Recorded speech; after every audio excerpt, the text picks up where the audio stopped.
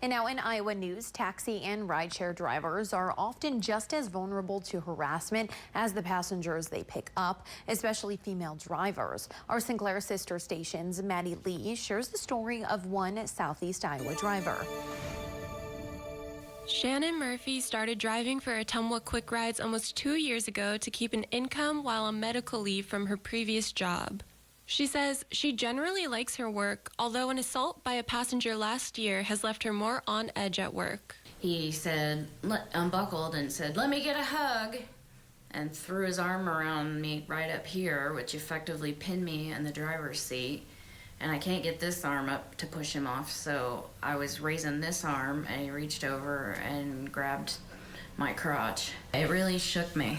Murphy says that the passenger did leave without a fight and that her company immediately barred the perpetrator from future services. Although she says she is still waiting for answers from law enforcement about the report she filed 3 weeks after the incident occurred.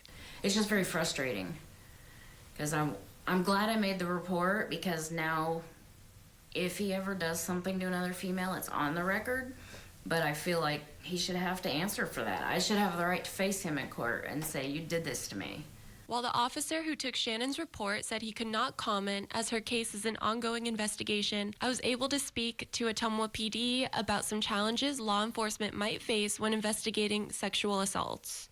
First off, you have to take into consideration the victim.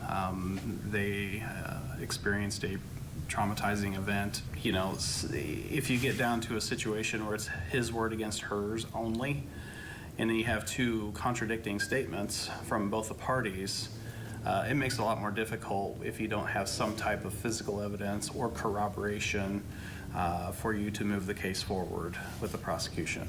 While Shannon still drives taxis, she no longer takes passengers late at night and is extra wary about who gets into her car and even where they sit in her car.